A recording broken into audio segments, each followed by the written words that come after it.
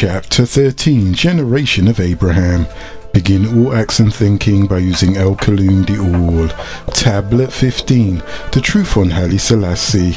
19 times 3 equals 57. Lo! From Kush, Ethiopia came Haile Selassie. They are the Benjamites who moved south to the land of Eden before it was called Benjamin. It is now called Yemen. The fifth son of his first wife Hilda was called Rosh. The family of Rosh, or Ras, from Kush came Haile Selassie. He was born in the month of July on the 23rd in the year 1892 in Hara, province of Kush, and died in the year 1975 AD. The name Haile Selassie means the power of the Holy Trinity. His personal name before Haile Selassie was Rastafari Mekanen. Haile Selassie was the nephew of Menelik II, and his father was Ras Mekanen, who was Menelik's chief diplomat and soldier. His mother was Wazaro Yeshimabet. He is from the sister side of the family, not from father to son, as with all the men of the Holy Scriptures, so he is not the direct blood descendant of Menelik II. Tafari's early life was ill-fated and full of sorrow. His mother died in the year 1894 AD, when he was just 2 years old, so he never knew her. His 10 brothers and sisters died during childhood in a boating accident. Rastafari was the only one of 11 children saved from drowning, for he alone had the mission. When he was 15 years old, in the year 1907 AD, his father died, and shortly afterwards his guardian, Ras Tassima, was poisoned and died. Haile Selassie received a Western education at a French Catholic mission in Hara, not a Hebrew or Arabic school, but French, taught by the children of Azazel to mislead his own people. Menelik, his uncle, saw that Haile Selassie showed outstanding qualities and ambition. He encouraged Tafari, Haile Selassie, and made him a Ras when he was quite young. Rasdom is not an inherited position, but an appointed one, whose title and duties are similar to that of a marshal, for the word is from Sar, which means head. In the year 1910 AD, at the age of 18, he was appointed governor of Sidamo, a city in Kush. In 1911 AD, at age 19, he married Wazaro Menen, and before he was 20 years old, he was governor of Hara, Mulata and Sali. We are now dealing with those Kushite Coptic Hebrews who are trying to identify with Kushites, or trying to support Haile Selassie by making him seem like a deity. In most cases, he's referred to as Haile Selassie I, elect of God, ruler of Zion, Negus and Negust, ruler of rulers, the conquering lion of the tribe of Judah, and emperor of Ethiopia. They've given him a lot of titles, but he was just a typical Christian man. Yes, he was emperor of Ethiopia, but that's all he was, and he was not a worldwide influence, and he was not a spiritual influence. He was not a Messiah or a son of Yahweh. He was also not a religious man, so he wasn't a religious influence. He was also known to be a tyrant. If you read his history, you would see he was a lawyer and a strategist. He wanted power at a young age. In the year 1910, at age of 18, Haile Selassie was appointed governor of Sidamo, a city in Ethiopia. In the year 1928 AD, at the age of 36, he became ruler of Shoa. And in the year 1930 AD, at the age of 38, he was crowned emperor of Ethiopia. Ethiopia is not the whole world, just a small place. As you can see, Haile Selassie was not born a ruler, he worked his way up. After Menelik II's death in the year 1913 AD, Haile Selassie, along with Menelik II's daughter Waziru, succeeded his reign. Menelik II's grandson Lijiasu succeeded him first before Selassie, but Lijiasu was deposed from the throne. Haile Selassie's father was Ras Mekanen Walda Mikhael, who was Menelik's chief diplomat and soldier, who took care of his horses, the Clydesdale Royal Fleet. His mother was Wazaro Teneye Walk, who was daughter of Saleh Selassie. Haile's mother was Wazaro Yeshimabet Ahita Miriam, and she died in the year 1894 AD. This man, Haile Selassie, claims to have come from the line of Solomon. However, the name Haile Selassie is not an Aramic name and not an Amharic name, which is not the language of Solomon. He also claims that he is the line of Judah. If so, then somewhere along the line his name should be Bar Yehuda, not Rastafari. Haile Selassie cannot prove his descendancy chart. Ross had 4 wives, Magdala, Neteris, Abisa and Shoa. Magdala begat him Hara, and Kapha, his other wife Netoris, begat him Minaria. Abissa begat him Joam, and Soa begat him Amhara. Tablet 16. The destruction of Ad. 19 times 14 equals 266. Lo, and of Eber, who was Had.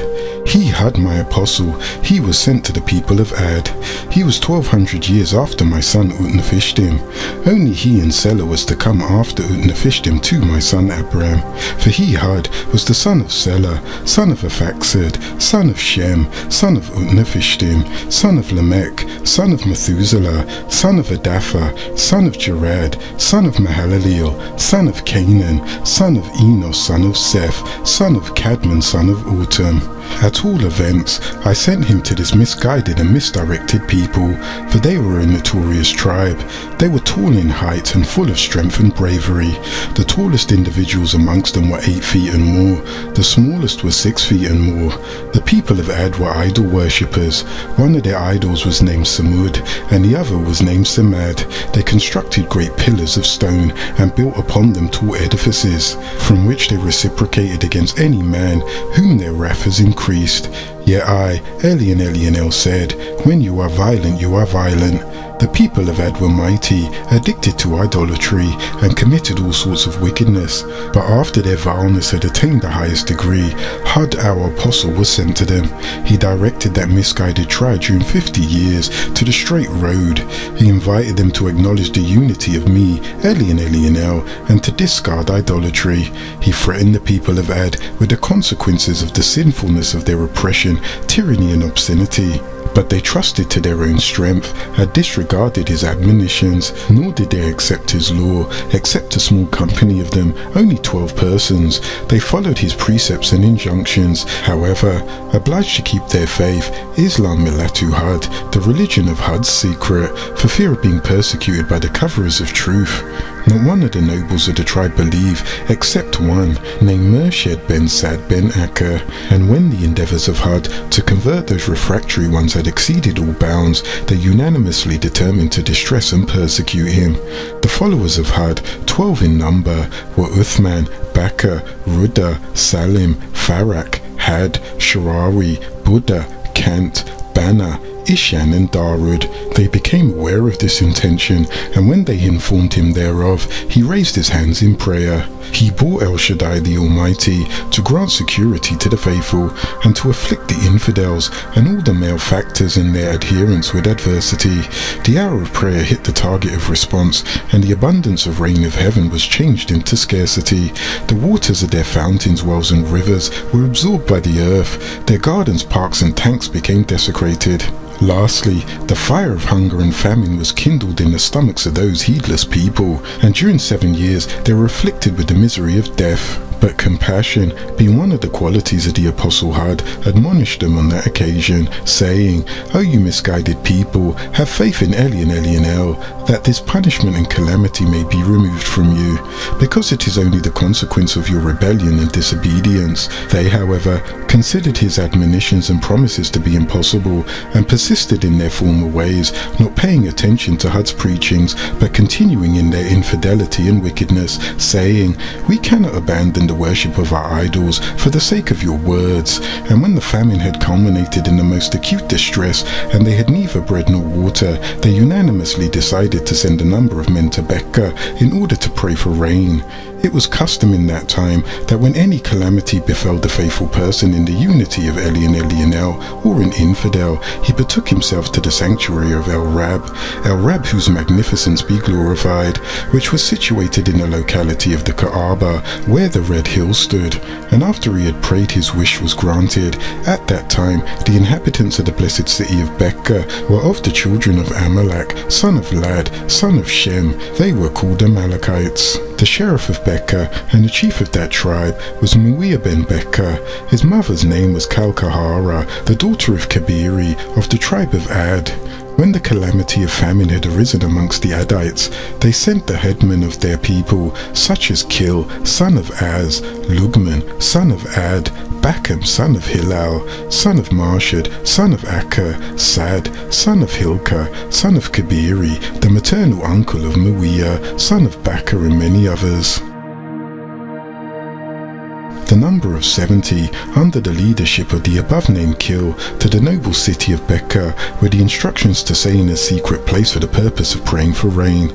This company stated from their homes as they were bidden, and after termination of their journey they arrived in Becca, and alighted at the house of Muawiyah son of Bakr, who waited upon them with the abundance of food and drink, and also ordered a singing girl, Mawiz by name, to entertain the people of Ad, the ambassadors of this tribe, who had exchanged the calamity of death and hunger for the pleasure of tranquility and comfort, for the distress of Ad and the prayer for rain. So they remained a full month in the neighborhood of the sanctuary in the house of Muawiyah, engaged in joy and pleasure, following up their nocturnal potations with mutual draughts and vice versa, incessantly beating the drum of joviality and never caring for good or ill luck.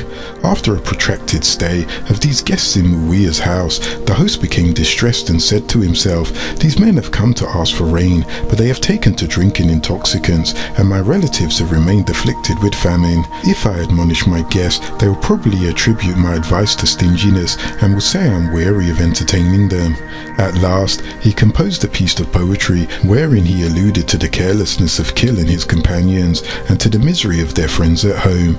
He also incited them to ask for rain, and reminded them of the helpless state of the Adites. He made the singing girl Mawiz learn these verses and chant them at the banquet. The guests were admonished by the constant repeating of their own procrastination, reproached each other, and began to make the arrangement necessary for the prayer, such as offerings and sacrifices. They also prepared to go to the customary place for making the necessary inquiries. On that occasion, Marshad son of Sad, who had arrived, kept his faith secret, informed them that if they did not have faith, their apostle, the absolute benefactor, would not grant the rain. He also recited the verses to them. They perceived from the words of Marshad that he belonged to the company of Muslims. Therefore, they separated from him and hastened to the place of prayer, and having taken refuge with the beneficent donor, there was an appearance of clouds, one white, one red, and a third black. A voice was heard from above the clouds saying, "O Kil, select one of these three clouds." Kil imagined that the black cloud would give more rain than any other. He selected it and said, "I have chosen the black cloud because it contains the most water." Suddenly, a herald's voice was heard, "You have chosen ashes. Not a single individual of the tribe of Ad will be left. It will spare neither the father nor the son." Then Elionel sent the winds, dispatched the black clouds selected by Kil, which contained a storm of chastisement and vengeance towards Akaf. The hill sands were moved by the wind to the tribe of Ad. When the latter perceived the approaching cloud, they joyfully pointed it out to each other, saying, "This is a cloud, the showers of which will refresh and gladden the garden of our expectations." And the blessed verse, they said, "This is a traversing cloud, which brings us rain." In confirmation of this assertion, Elionel also says, "Nay, it is what you demanded to be hastened, and the wind wherein is a severe vengeance." This is because when Hud called the people of Ad and threatened them with divine punishment, they diverted and challenged him to fulfill his threats. It is said that the first person amongst the Adites who became aware of this dreadful catastrophe was a woman by the name of Mahad, who shouted for fright when she beheld the cloud, and then she fainted. When she recovered herself, she was asked for which cause that made her lose her senses, and she said, "I beheld something which shines like fire, and I perceived a fearful troop drawing it towards us. The terror of this spectacle had overwhelmed me." When Hud had cast a glance upon the dark cloud, he knew it to be the beginning of the chastisement. By divine command, he left the people of Ad and proceeded with the 4,000 individuals to Yanbu, and drawing a line with his blessed finger on the ground to encompass his followers in the similitude of a stronghold, he ordered that no one should overstep it or withdraw his head from the line in obedience until the calamity had passed. Hud went with his followers into Mesopotamia. There they enjoyed pleasant breezes. When the people of Ad had become aware of the motion of the air and the greatness of the calamity, they assembled in a circular encampment, holding fast to each other and binding even their garments together, saying, "Let the wind of Hud do its worst, no ill will befall us." The The storm commenced, however, by raising their animals and cattle with their women and children from the ground and sent them flying into the air. When they fell back again, they were dashed into pieces. When the Addites saw this, they endeavored to flee to their houses, but the wind overtook them utterly and destroyed them under the ruins. Some remained outside and trusted in the strength of their bodies. They dug their legs into the ground as far as the knee and tried to stand up, but they feared no better than the others. The storm continued to rage during 7 days and shadow hours until it extirpated the whole tribe. This time period is called Ajaz because the great hurricane overtook the place. An old woman of the tribe of Ad concealed herself in the house underground. On the 3rd day, however, the wind reached her also and joined her, Mimiat by name, to her former friends. And after Kil and all the envoys of the Adites had terminated their prayers and were staying near the sanctuary, they beheld a man riding on a camel in great haste. He informed them that he, Uthman by name, was one of the followers of Hud, travelling from the country of the Adites to Tamaray, Egypt, and their whole tribe had perished in the hurricane of annihilation. Kil and his companions were distressed at this news and said, "O all-powerful nourisher, cause us to taste of the same cup which you have made our tribe drink of, because without them our life is of no value." Their request was granted, and Eli and Elionel ordered the wind to convey them into the fire of hell. Lugman, the son of Ad, who is also named of the Companions of Light, besought the Arbiter of Life and Death to grant him the lifetime of 7 eagles. His prayer was heard. He successfully caught young eagles and brought them up. Each of them lived 80 years and then died. Lukman, son of Ad, called the 7th eagle Labad, having the meaning of 1,000 years. When the eagle had become larger, it used to fly out. One day, however, when the eagles flew away from the top of the mountains, Lukman did not see it among them.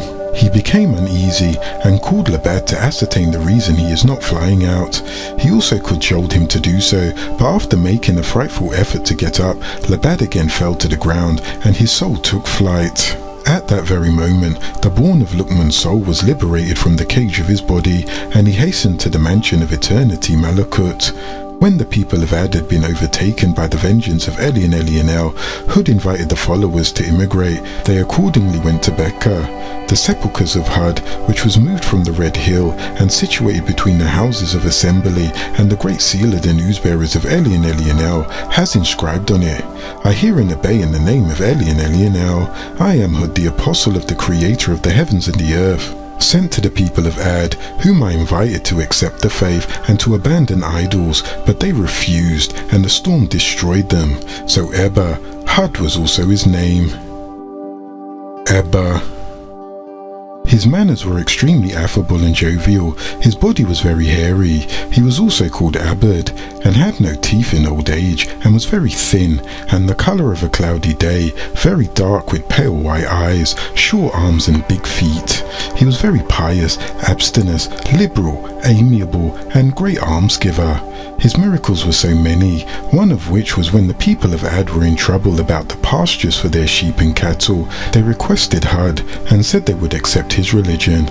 He accordingly uttered a prayer, whereon the gravel was changed into mud, which soon produced abundant grass and springs of water. But despite the miracle, those hard-hearted wretches would not have faith. On another occasion, when he happened to be travelling with several other persons, all were so distressed by the rain and lightning that it seemed to them impossible either to stop it or to move. Then his Rab began to pray, and the wind brought so many blocks of earth that they were enabled to build a shelter which they abandoned after the weather had again cleared up.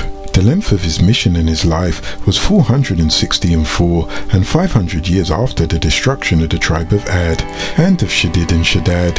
Shadid and Shaddad were twin brothers of the children of Ad. They grew to govern almost the whole inhabited world, and dwelt in Syria. Though Shadid was an idolater, the sheep and the wolf became friends on account of his great justice. The hawk dared not to attack the partridge on account of his perfect government. It is recorded that he appointed a caddi in his country dignitary named Iqbal and laid down rules for his guidance. But after the expiration of a whole year, he had not a single case to judge. The Qadi Iqbal then informed the ruler that he did not consider himself entitled to the salary of his office because no one had logged any complaint during the just mentioned period of time. Shadid replied that he must nevertheless continue in his appointment and draw his pay. Sometime afterwards, two individuals made their appearance in the court of justice. One complained that he purchased a piece of ground from the other in which a treasure had been discovered, and though he had invited him to take possession of the treasure, he refused, replying that he had sold the land to the buyer with everything it contained. The Qadi, Iqbal, made inquiries and found that one of these men had a son and the other had a daughter. Therefore he ordered them to marry the other and the treasure to be given to them. It is related that Al-Haadi often visited Shadid and invited him to accept his religion, but he always demurred and died an infidel. When Shadad ascended to the throne of royalty after his brother's death by the arrow of an assassin at a hunt, Shadad, the new ruler, was ordered by Hud to have faith in the unity of Eli and Elionel and to worship him. But Shadad, like his twin Shadid, also refused and said, "If I receive your religion and worship and magnify your creator Eli and Elionel only, what will he give me in return?" Hud replied, "Eternal life in paradise." Then Shadad continued, "This is easy, and I shall even in this world make a paradise." Accordingly, he set about it and dispatched ambassadors to Zuhak, who was his sister's son and who reigned at the time over the empire of Jamshid, requesting him to send all the silver, gold and jewels that he could spare. Zuhak complied with the demand and had treasures of untold value conveyed to Syria. After having collected the means, he selected a locality for the building and found it in one of the districts of Syria, the atmosphere whereof breathed the air of paradise and the running of brooks which recalled to the mind the rivers of the Garden of Eden, flowing with milk and honey. He quickly assembled architects endowed with skill and taste, who built an enclosure for the park, the extent whereof surpassed the aspirations of the poor. Its breadth was greater than the intentions of the benevolent, and its height almost reached the vault of heaven. In the garden they built a castle the likes of which had not been seen since the creation of the world. Its walls were raised with alternate courses of brick, gold and silver. Its roof consisted of sheets of gold inlaid with rubies and all sorts of precious stones, and its columns were of crystal. Instead of gravel, they poured precious stones into its rivulets. They constructed trees of pure gold and stuffed them with amber and ambergris, so that when the wind blew, perfume emanated from the trees. Instead of earth, the ground consisted of saffron and amber. It is said that 12,000 turrets constructed of pure silver and gold, adorned with sapphires and rubies, emeralds and the like, decorated the circuit of the castle. There were 500 guards, each of whom had a separate house. Moon-faced women and sun-like maidens were collected from the whole world. These, who excited the envy of fairies and the jealousy of maidens of heavens, were collected to abide in the locality in the construction whereof all money that existed in the world had been expended. When the news of this completion of the park had reached Shadad, who was at the time in Hadharamat, he marched over with an army more numerous than the ants or locusts. When he arrived at a distance of one stage from the garden, he perceived a fawn, whose feet were of silver, horns of gold and eyes of rubies. Shadad was so enchanted with the beauty and elegance of the fawn that he pursued it on horseback and went far away from his army into the desert. All of a sudden, a rider approached him who said, "Have you with this building which you have constructed found freedom from death?" All the limbs of Shadad began to quake, and he asked, "Who are you?" The cavalier replied, "I am the Yaa-Nun of death, Israel." Shadad then asked, "What have you to do with me, and what do you want from me?" Israel rejoined, "Your soul." Shadad became very disturbed and said, "Give me quarter, until I cast one glance upon the edifice I have built." The Yaa-Nun continued, "I have no command from El-Rab at all about this matter." Thereon, Shadad fell from his horse and abandoned his impure spirit to the clincher of souls. On that occasion, also all the magnificent army heard a voice from heaven and hastened after Shadad into the lower pits of the infernal regions. It is recorded that Israel was once asked whether during all the time that he had engaged in taking souls had he ever felt pity for anyone, and whether an impression of the weakness and helplessness of anyone had ever been upon his mind. Israel replied, "I was only sorry for two individuals. One was an infant born in a ship which went to pieces at that very moment in the vehemence of a storm, and the child remained floating on a piece of plank in the boundless ocean. The other was Shaddad, who had undergone so much trouble and entertained great hopes until he had completed that palace of enjoyment, whereof he was after all deprived." After Israel had finished this recitation, a divine allocation reached him with the following purpose: "O Israel, I swear by my glory and magnificence that the helpless infant whom you had seen on the plank was no other than Shaddad, whom I raised from a state to his high dignity and bestowed upon him all the power and opulence, but he became rebellious and ungrateful and was overtaken by my sore displeasure, and he fell prey to my wrath. Let us fly to Elionel for refuge from his anger." And after Shaddad's death, that palace, high and magnificent as it was, disappeared from the eyes of men, and that no one had ever seen it except Abdullah, son of Kalaba, who went there during the Caliphate of Muawiyah. The circumstances of that event were as follows. Abdullah happened to lose a camel and went in search of it through the desert. All of a sudden, he arrived near the garden and beheld a locality which even the flights of his imagination had never reached before. Though he tried to obtain in possession either of a brick of the garden wall or one of the precious stones which adorned the turrets, he could not succeed. At last he perceived the gems which had been thrown into the brooks. He therefore carried off as many of them as he was able, brought them to Muawiyah, and narrated his whole adventure. Muawiyah was greatly astonished and asked Kab the chronicler, who was well acquainted with the histories of our ancestors. Kab replied, "That palace and that pageantry belonged to Shaddad and has survived till our time. As for those who conceal what they know to be true, and idol worshippers could not have freed themselves from falsehood until the clear evidence came to them. He, Ahmed, was once sent from Elionel as an apostle, reciting the purified pages, the holy tablet.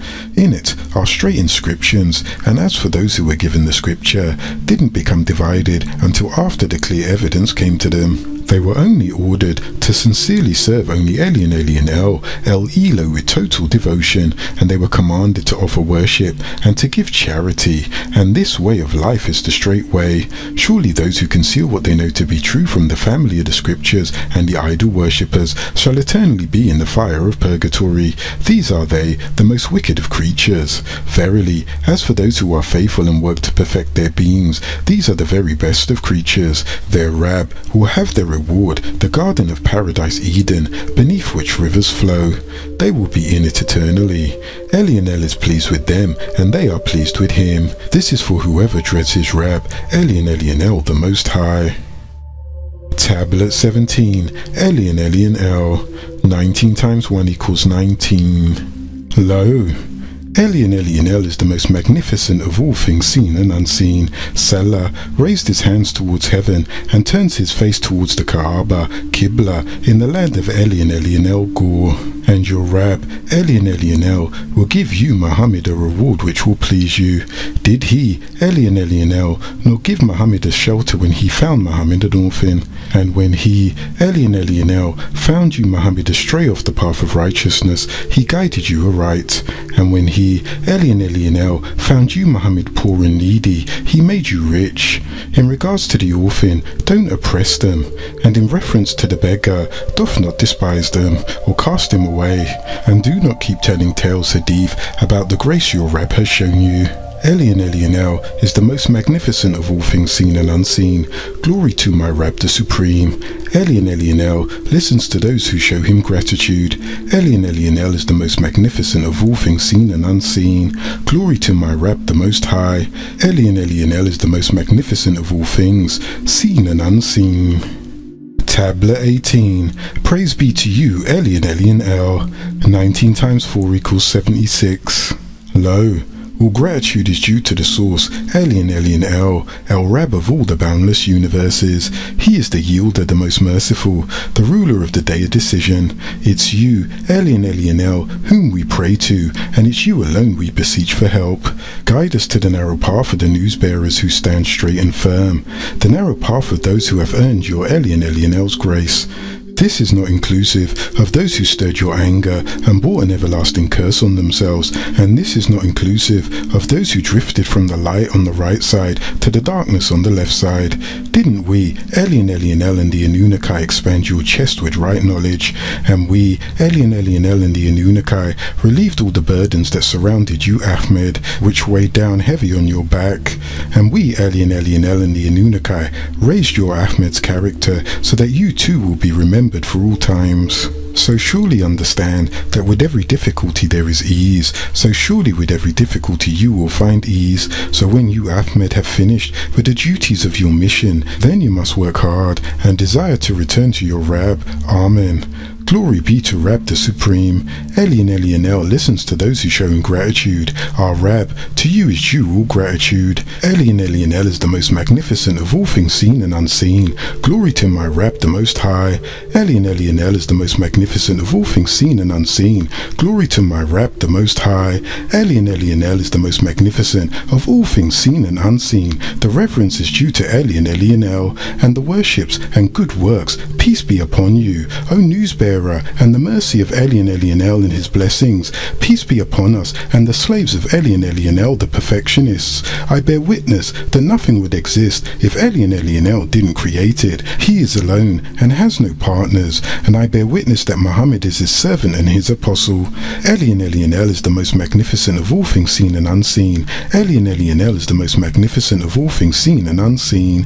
I bear witness that nothing would exist if Elionel didn't create it. I bear witness that Ahmed is sent from Elionel. Come, because eternal life is in prayer. Come and you shall succeed. Indeed, it is time to raise up for Taful prayer. Indeed, it is time to raise up for Taful. Elionel is the most magnificent of all things seen and unseen. Nothing would exist if Elionel didn't create it. Elionel is the most magnificent of all things seen and unseen. Begin all things with the illustrious name of Elionel, the yielder, the most merciful. Surely we, Elionel and the Anunnaki, have given unto you Ahmed the utmost. So pray to your Rab, Elionel, and sacrifice. Certainly the bitter and evil ones who hate you will not have any future. They are cut off. Elionel is the most magnificent of all things seen and unseen. Glory to my Rab the Supreme. Elionel listens to those who show him gratitude. Our Rab, to you is due all gratitude. Elionel is the most magnificent of all things seen and unseen. Begin all things with the illustrious name of Elionel, the yielder, the most merciful. And Elionel is in need of nothing, for he has no deficiencies, but everything is in need of him. Elionel is the provider and Rab of all things big and small. Neither mother nor father exist. The All was not conceived by the union of any two, nor did the All conceive an individual son. And nothing and no one can equal Elionel, for he is El Rab of majesty, who is without companion or counterpart. He is alone on his magnificent throne. Elionel is the most magnificent of all things seen and unseen. Glory to my Rab the Supreme. Elionel listens to those who show him gratitude. Our Rab, to you is due all gratitude. Elionel is the most magnificent of all things seen and unseen. Glory to my Rab the Most High. Elionel is the most magnificent of all things seen and unseen. Elionel is the most magnificent of all things seen and unseen. The reverence is to Elionel, and the good worships and good works. Peace be upon you, O newsbearer, and the mercy of Elionel and his blessings. Peace be upon us, the slaves of Elionel, the perfectionists. I bear witness that nothing would exist if Elionel didn't create it, and he is alone and has no partners. And I bear witness that Ahmed is his servant and apostle. I bear witness that nothing would exist if Elionel didn't create it. Begin all things with the illustrious name of Elionel, the yielder, the most merciful. All gratitude is due to the source, Elionel, El Rab of all the boundless universes. He is the yielder, the most merciful, the ruler of the day of decision. It's you, Elionel, whom we pray to, and it's you alone we beseech for help. Guide us to the narrow path of the newsbearers who stand straight and firm. Elionel is the most magnificent of all things seen and unseen. Glory to my Rab the Supreme. Elionel, who listens to those who show him gratitude. Our Rab, to you is due all gratitude. Elionel is the most magnificent of all things seen and unseen. Glory to my Rab the Most High. Elionel is the most magnificent of all things seen and unseen. unseen. Glory to my Rab, the Most High. Elionel is the most magnificent of all things seen and unseen. If you must have faith, have it in these few things. I have faith by way of Elionel and all his angelic beings and all of his scriptures and the ones sent and the last day and the determination of fate, be it good or evil, it is all from Elionel the Most High and the resurrection after death. I have faith by way of Elionel just as he is, by way of his names and his special qualities. I have accepted all of his wisdom by reading with my tongue and confirming them by way of my heart. Rather than being called to prayer, be the first there and the caller to prayer. Anu is the heavenly, the Most High. Anu is the heavenly, the Most High. Anu is the heavenly, the Most High. Anu is the heavenly, the Most High of all the deities. We are the children of the deities. Come to prayer, come to prayer. Come to success, come to success. Anu is the heavenly, the Most High. You shall know the truth, and the truth shall make you free. Our rites are called the peaceful rites, and we have faith in the All, and all those inside of the All. El-Allah, El-Elo, Anu El-Elyon, Al-Aliyu, all the names of one and the same, who are in the All, and all those sent, Al-Malikat, Natiru, Kachina, Ginwins, Shishuki, Umawe, the Anunnaki, the Elohim, Seraphim, Cherubim, Gibborim, Arabiuna, the heavenly ones in the scriptures, namely the holy tablets, the holy Torah, the holy Psalms, the holy Revelation, the holy Quran, the book of light, the Ratib, the mind, and in all of the prophets and the apostles, and the Messiah, the guide, and the reformer. And we also respect the priests, the elders, the teachers, Rabbi, and Rabboni. That's true. That is the truth. This is how it was recorded, and this is how it will be.